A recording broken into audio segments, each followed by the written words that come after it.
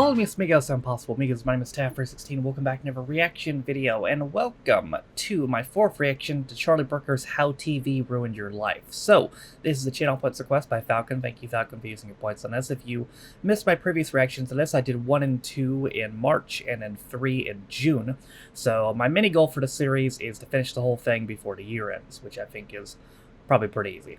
Today we're going to do episode 4, titled Love. They say our lives are naught but a fleeting dream, that in cosmological terms a human lifetime begins, fizzles, burns brightly, and quietly smoulders to its conclusion in the blink of an eye. And that may be, but it feels longer, especially when you're stuck in a queue or watching a progress bar or sitting in an uncomfortable chair staring directly at a clock while a man reads 1,000 depressing poems about municipal car parks. Why? The problem is the crushing loneliness of it all. If only we had someone else to experience things with, the whole thing might be somehow bearable.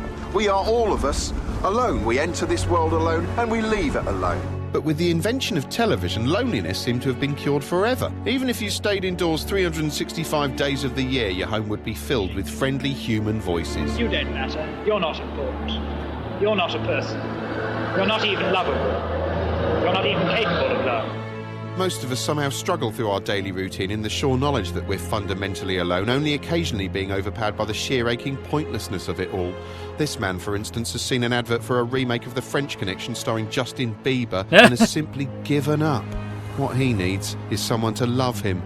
But then everyone wants someone to love them, even though no one knows what love is. What would you say love is? Love is a deep connection between two or more people.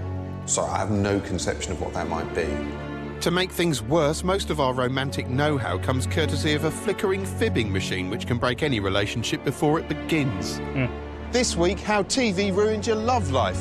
Don't say it didn't, it did. He should make a new series called How the Internet Ruined Your Life. I'd watch it. According to television, the best way to end loneliness for good is to trick another human being into sharing your lifespan with you, to meet someone and fall in love. But what is love anyway? When you're trying to work out whether you're in love or not, it's only natural to compare how you feel with what you've been taught about how being in love feels. And who taught you how being in love feels? Well, probably your parents. Without ever really trying, the television bombarded you with misguided notions about romance from the moment you were first naive enough to swivel your eyes in its fibbing direction. Sorry, I forgot the According to research, when it comes to getting information about love, 94% of young people turn to their television, while only 33% ask mum and 17% dad. But the plug-in parent is a liar, and the fictional world it portrays seeps into your skull, setting a misleading framework. There are two ways to ensure your relationship will be scuppered before it's even begun. One is to carve the phrase, "I despise you," onto your forehead, and the other is to enter into it with wildly unrealistic expectations. Now, studies show a link between the amount of television people watch and the likelihood that they'll believe certain unhelpful relationship myths. Chief among these myths is the notion that there's a singular soulmate out there in the world for you. The thought that out of the many millions of people in the world, there's only one that truly belongs with you. Yeah, that's bullshit. One person. That's your helping. One. Of course, for this to be true, there'd have to be a celestial department of destiny whose job it is to pair people off like producers on a reality show. The other key thing about this soulmate is that they're psychic. They automatically know what you're thinking and can virtually finish your sentences for you, like the irritatingly twee potential bum buddies in this online dating pitch, who find themselves making a sound so sweet, it's like listening to the Carpenters. Not the band, just a pair of random workmen. Oh, God. What is this? I like old movies. I like old movies. Like Godfather 3. What's Godfather 3? Godfather 3. Oh, Godfather 3. Considered the best Nobody one. likes Godfather 3. The best one. Will you me?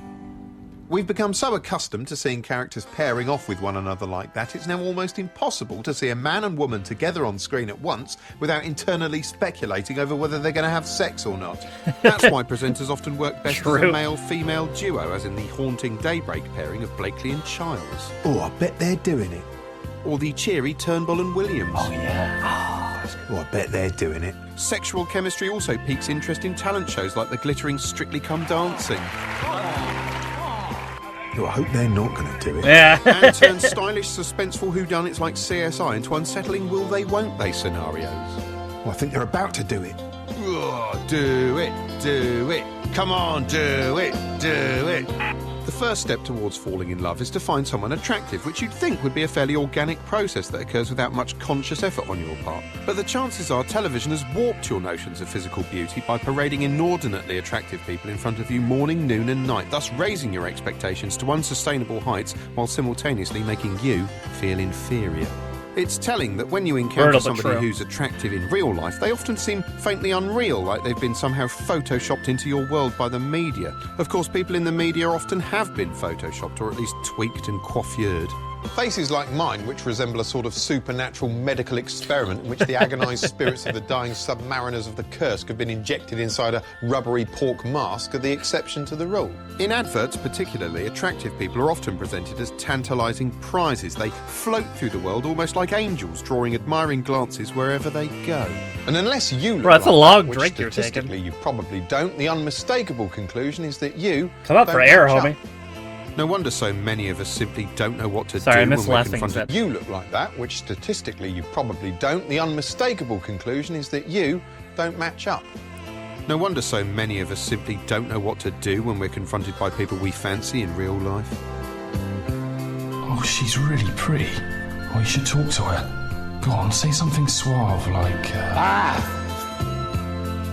The most important part of a man's body is quite obviously his bum. Okay. Oh, that's good. Of course, men aren't the only ones swayed by physical appearance. Apparently, the creatures known as women also get aroused by physically attractive males, although this wasn't discovered until 1983. It's been shown in the past that many men have been aroused by such material, and we wanted to find out if women also responded in this manner. So we've developed this probe, which is designed to be inserted into the vagina. And thus science deduced that when you insert That's a just a stiff and dildo. rounded tube into a woman's vagina, she sometimes gets aroused. Odour also plays an important role in attraction. No one's going to love you if you smell like a tramp, unless you're doing it intentionally. She's wearing Tramp, a fragrance created for her by L'Enfric. What Yes, the hell? here we see an invitingly sensuous advert for some unfortunately titled Stink Water. Tramp, free and friendly, bold and exciting. Hungry and homeless. She's wearing Tramp and everybody loves her. Tramp by L'Enfric. Shouldn't you wear it too?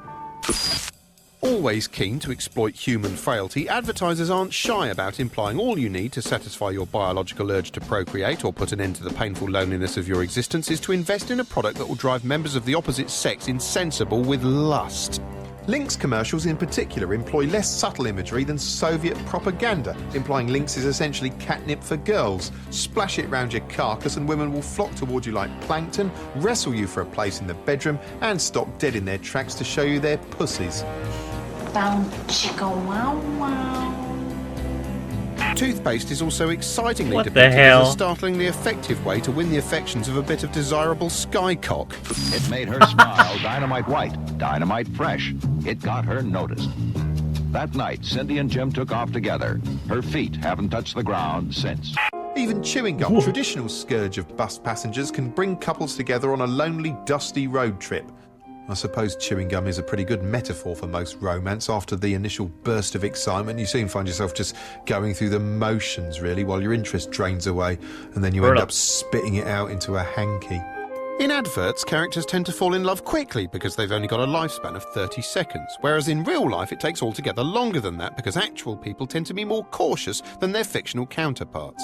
A myth perpetuated by many televised romantic films is the notion of love at first sight, seen here in the mawkish romantic drama The Notebook, in which a becapped cock falls for a boobed cow in a bumper car. Just one glimpse of this woman and he instinctively knows in his gut she's the only one for him. Now, in real life, when you've met someone you like, you might tentatively try to catch their attention and fail.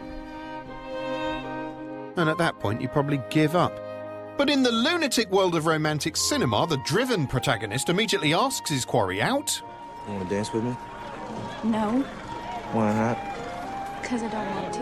And when rejected, performs a grand gesture to impress her, in this case dangling perilously from a Ferris wheel. Well, will you go out with me? What? No! All right, well, you leave me no other choice then. And blackmailing her into a date. Okay, fine. I'll go out with you. Yeah, looks quite romantic, but you know, conceptually, it's only a hair's breadth away from threatening to saw your own thumb off with a bread movie's knife if fucking someone weird doesn't when give you you think a about it. blowjob. The grand gesture, as personified by John Cusack earnestly holding his boombox aloft in The Earnest Say Classic. Anything, or a pre-death Heath Ledger buffoonishly wooing Julia Stiles in 10 Things I Hate About You, demonstrates the depth of the hero's kooky affections and almost never fails to win over the mightily impressed girl. Even though most of the time grand gesture behaviour is almost indistinguishable from stalking. For instance, in shit-maudlin blockbuster Love Actually, Andrew Lincoln demonstrates his love for gorgeous boy Keira Knightley by turning up on her doorstep with an armful of idiot boards. Actually, that's nothing special to her. That's just how she remembers her lines on set. It's carol singers. It's harder to get away with a grand gesture in an office, so it's little wonder people often dither when it comes to actually acting on their desires.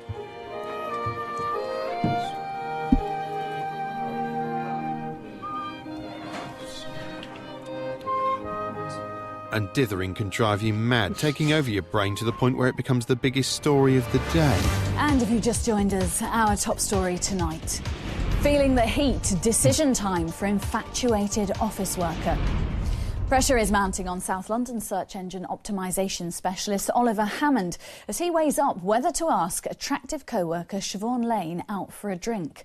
According to witnesses, interactions between the pair have become increasingly noticeable over the past week. But Hammond's window of opportunity is thought to be closing And fast. in relation to Richard? Karen Itis has this. From the outside, Pixelated Crow looks like any other web design company. It has windows, a door, and is constructed from bricks.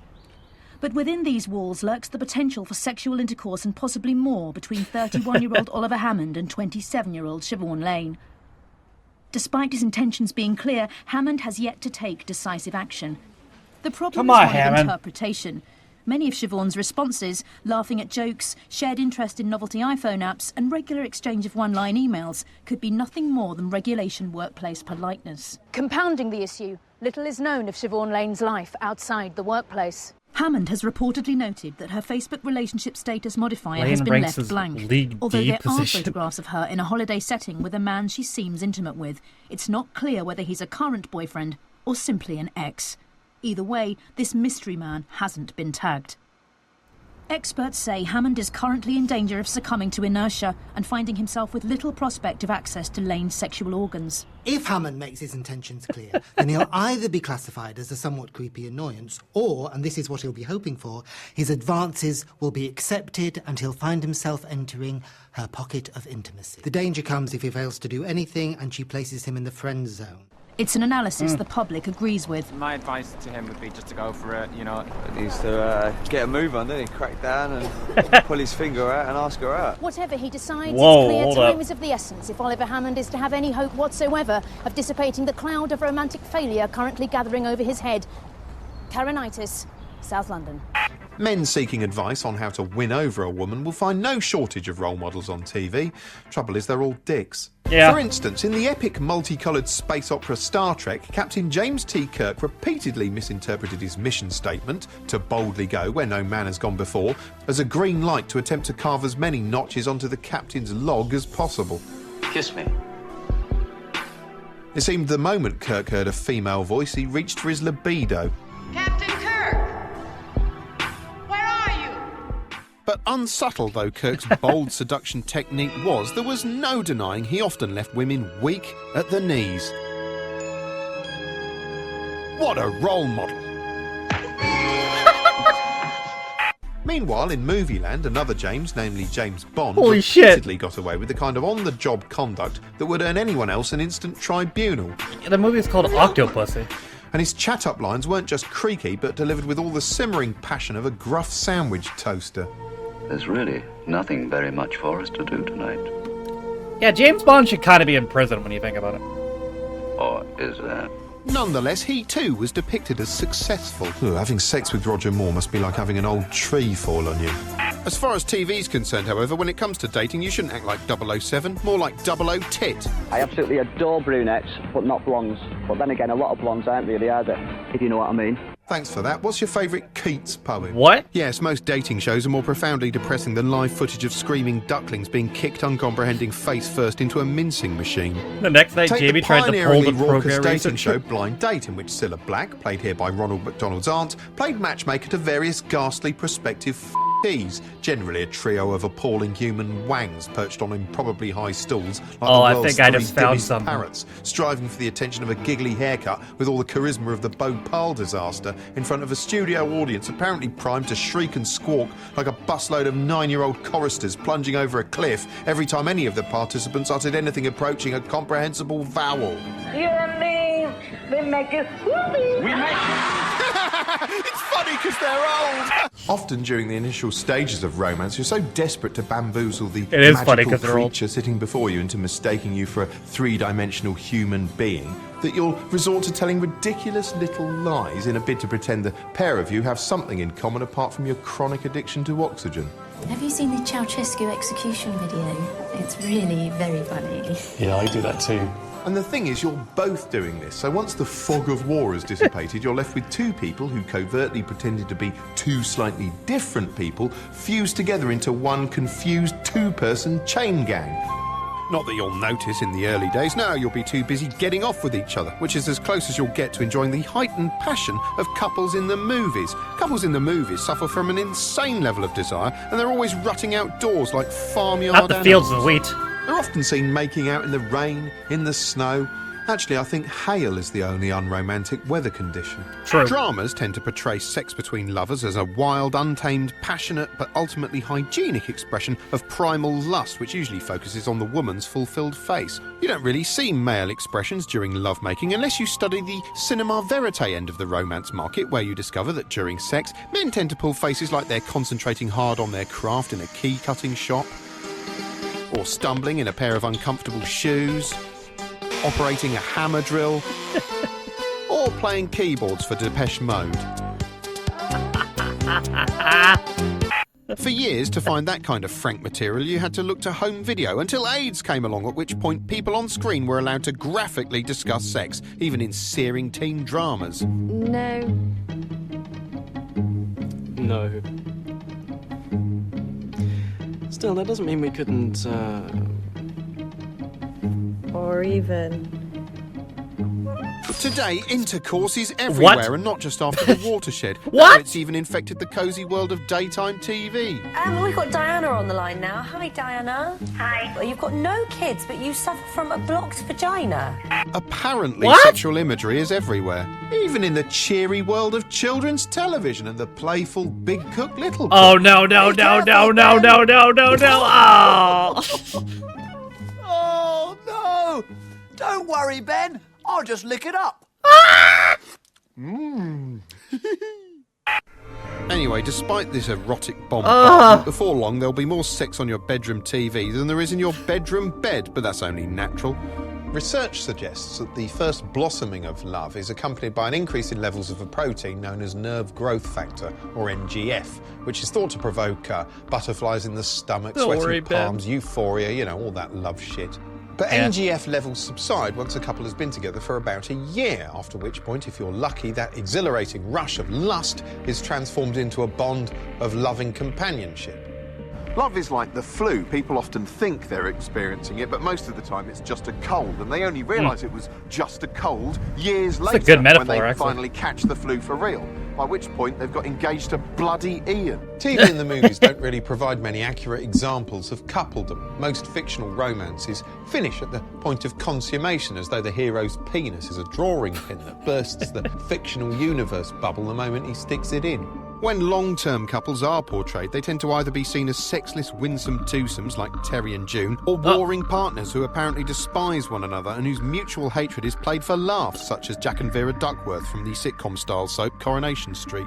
How the hell you could lose a brand new suit, I do not know. Don't go on, Vera.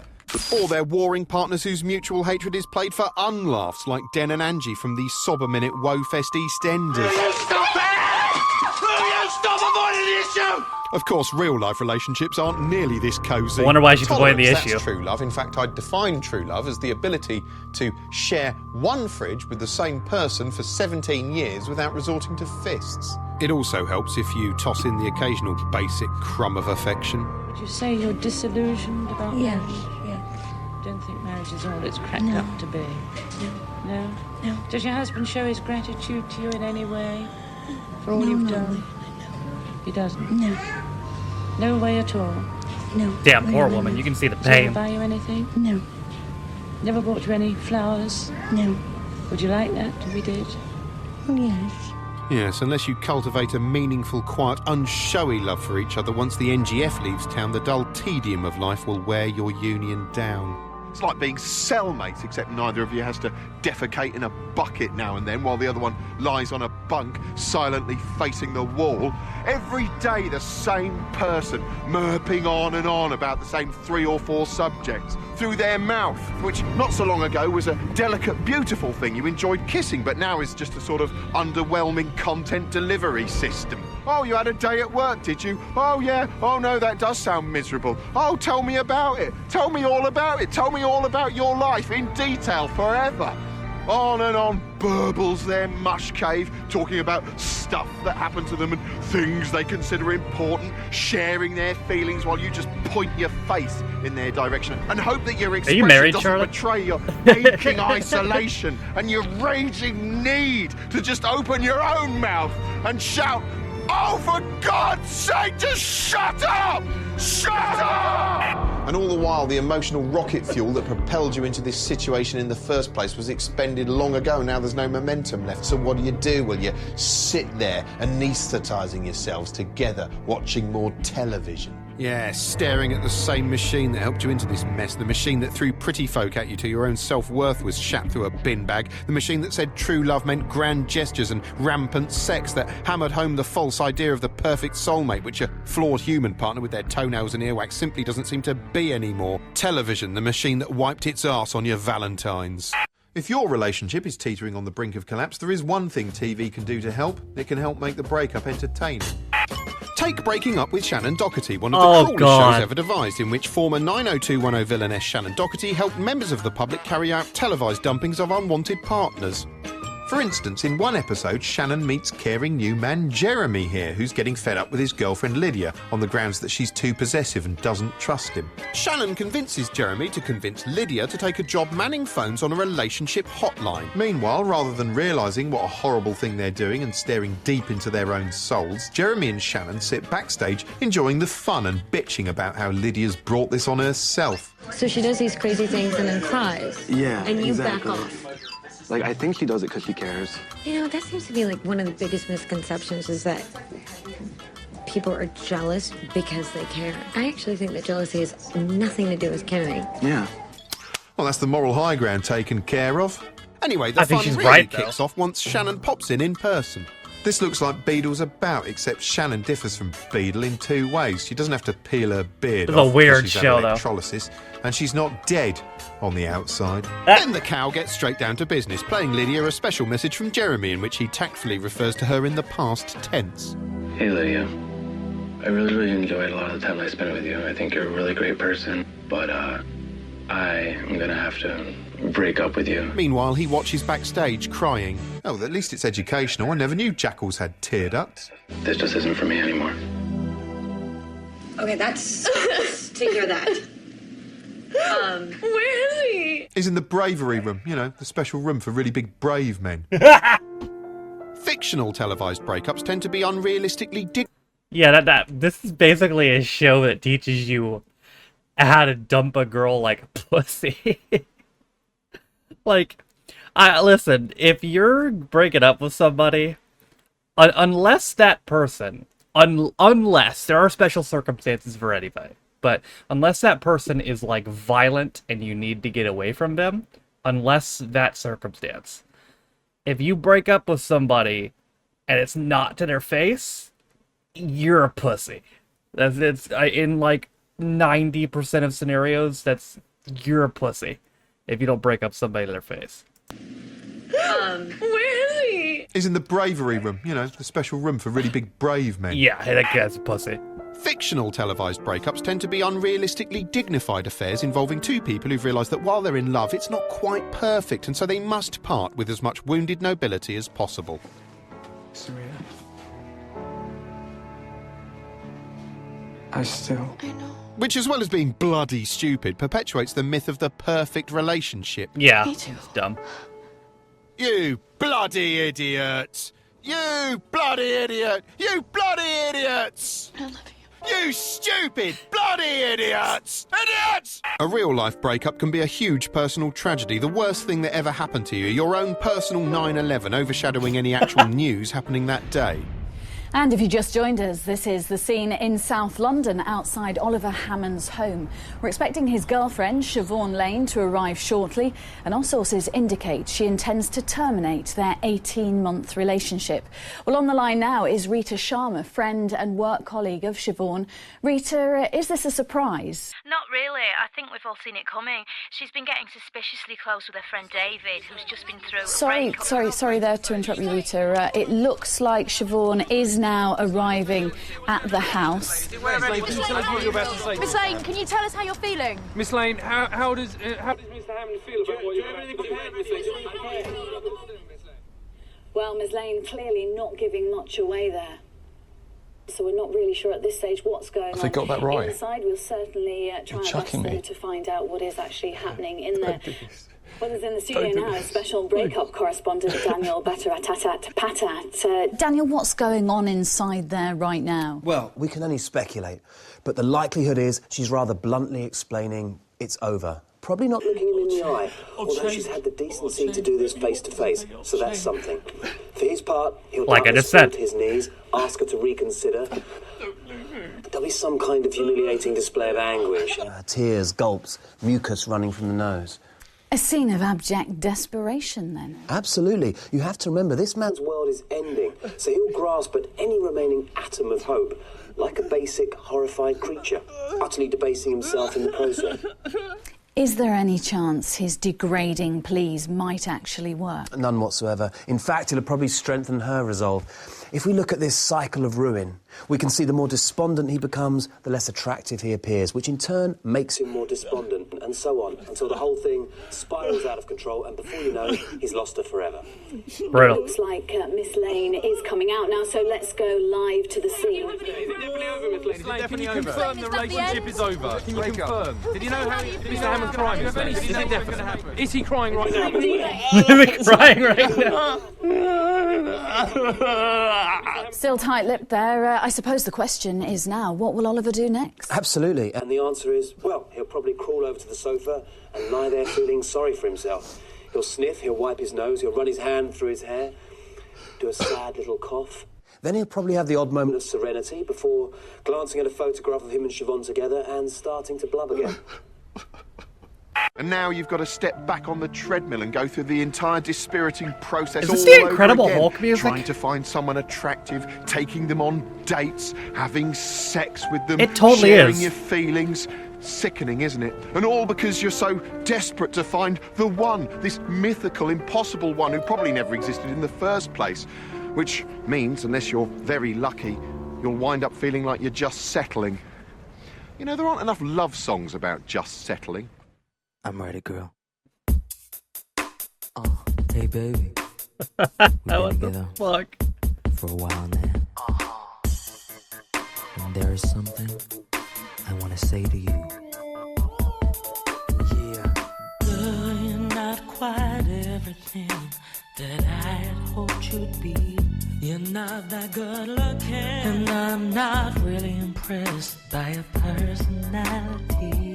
Yeah, pretty down. But I've been searching so long, so it's time I said to you, 'cause I don't wanna be alone.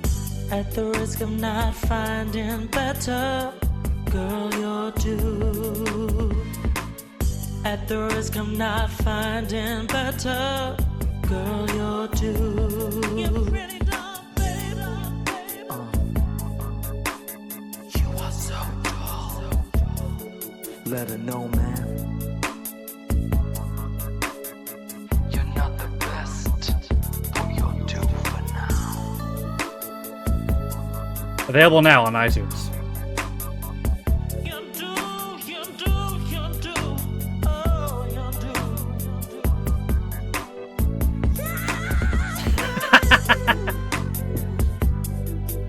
We're here to say to you, us five, girl, you're due.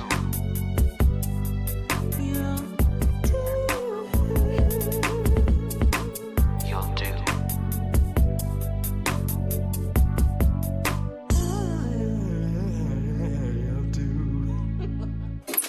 Pretty perfect boy band parody. So I was not kidding when I said he should do a series of how the internet ruined your life. And if anything, I think, whoa, the lighting on my camera just came back. Holy shit.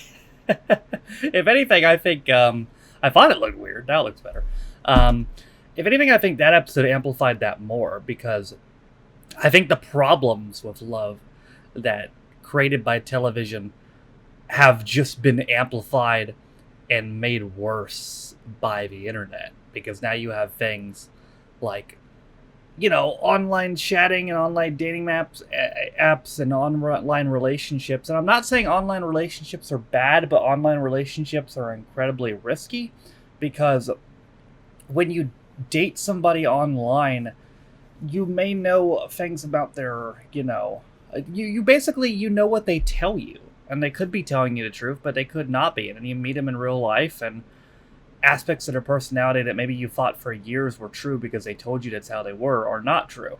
You know, you learn habits about them that you never would have known if I'm meeting them in person. So if anything, I think the finding love and all that has been made even worse by the internet. So honestly, I'd love him to do how the internet ruined your life and do this same subject because there's a lot more now to go on here. Seriously. That was the 4th episode, though, of How TV Ruined Your Life. Again, I'm sure we'll finish the other 2 before the year ends. Thank you, Falcon, again, for using your points on this. I appreciate it. And that's it from me today. Thank you guys for watching. If you liked the video, be sure to leave a like. If you didn't like it, don't. If you want to follow any of my social media links, they're all in the video description down below, as well as names of all my patrons. If you didn't know, you can be a patron of me for as little as $1 or £1. You get extra reaction videos, as well as reading your comments up the day early, sometimes more. With all that being said, though, my name is Taff316. This has been my 4th reaction to How TV Ruined Your Life, and I'll see you guys next time. Bye.